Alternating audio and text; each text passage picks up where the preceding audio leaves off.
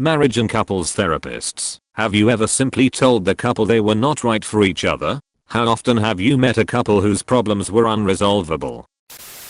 My uncle was a religious leader and a couple went to him for counseling. He said that was the only couple where he advised the wife to divorce her husband. Her husband was addicted to Star Trek. He worked part-time so he could watch old episode reruns and had a whole room dedicated to Star Trek.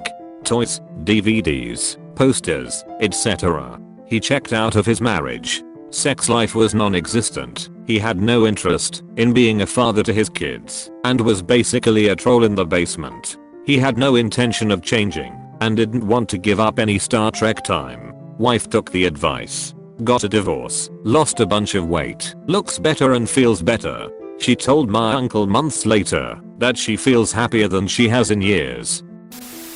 I've been a licensed marriage and family therapist for 15 years. I've worked with couples who have improved their relationships and others who have divorced. I would never come out and say I don't think they are going to make it, but work with them to realize their own needs and wants. Generally though, my intuition is pretty good on how a relationship will turn out. There isn't a formula or certain set of circumstances that lead to a certain outcome. Generally issues arise as we move the different life phases. My late husband and I went to marriage therapy for a while. During one of our 9 AM sessions the therapist pulled me aside and told me he could smell alcohol on my husband. I myself couldn't smell it, but I wasn't surprised as he was an alcoholic. Anyway, I told my husband. When we got home the therapist smelled him, and of course my husband got mad at me. Then he refused to go back. The next session I went alone, and after the full hour the therapist told me to get a lawyer and leave him. I didn't and had 2 more miserable years before he died from all the damage alcohol did to his heart over the years. My now ex-wife and I went to counseling. After 3 sessions, the only thing it did was convince me I needed to leave her. Marriage therapist here. I specialize in affairs. Never. That's not what therapy is about. Relationship therapy is about clarity and about pushing aside defense mechanisms in order to access authentic, vulnerable, real selves and learning how to love and be loved. Any therapist who says problems are unresolvable is a therapist who is focusing in on the wrong goal. I have, however, looked at a couple and said perhaps I'm not the best therapist for you, as what I have to offer doesn't seem to be getting us anywhere. This, when we all feel stuck. Usually that is because someone is not being honest. Let me preface by saying my ex's father was a piece of shit. He was a Lutheran minister that cheated on his wife so many times he lost his job and his wife left him. So he became a therapist. As a couples therapist he saw his job as walking one person through the hoops that the other had already checked out of the relationship. Then the weaker of the splitting couple became a regular. His patients became his minions after that. He'd keep them coming back week after week and they would do errands for him.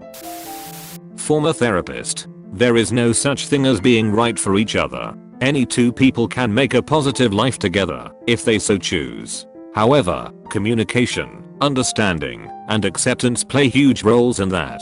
At times, it becomes pretty clear either one or both partners aren't willing to compromise or come together on certain issues. But to answer your question, I've never gone out and said it because a good therapist shouldn't. But I have said that things needs to be addressed and both need to take a more active role in their marriage/relationship, otherwise it is bound to fail. Nearly graduated couples therapist here. Generally there aren't many issues that can come up that are completely unresolvable, but there are some. Generally though it just comes down to compromising, and if you can actually slow down and hear your partner properly. Sadly many couples come to therapy too late for this and simply can't muster up the motivation to complete homework assignments or really take what us therapists say to heart. It's kinda sad, but the couples who I've seen be the most successful in therapy are the ones who come in early on when they recognize a problem, are fully committed to one another, and really put effort into things. Only 40% of work done in therapy is really up to the therapist. The rest is up to the clients. Therapists can only do so much. Not a counselor, but when my wife and I first married, because we had a child, we went to a counselor. Actually, it was 2 counselors. It was a college thing, where it was free, because they were training. big mirror at the back, facing us. Anyways, 15 minutes into our first and only session and it's clear that there's really nothing to say. One counselor just kinda shrugs and is quiet, the other starts yelling at me that I'm not affectionate enough towards my infant kids in the room. Lol. She was from Africa. Not sure why I remember that. Apparently didn't handle failure well. She called and apologized afterwards, but wow. Anyways, probably happens more times than not by the time you get to a counselor.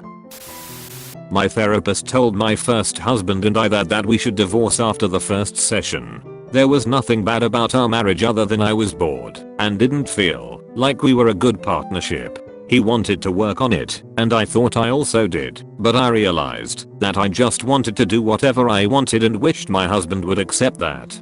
Turns out that is not a willing attitude for a happy marriage. That is just one person wanting to be independent and do their own thing. We divorced and I was immediately happy. He wasn't. He became happy about 2 years later.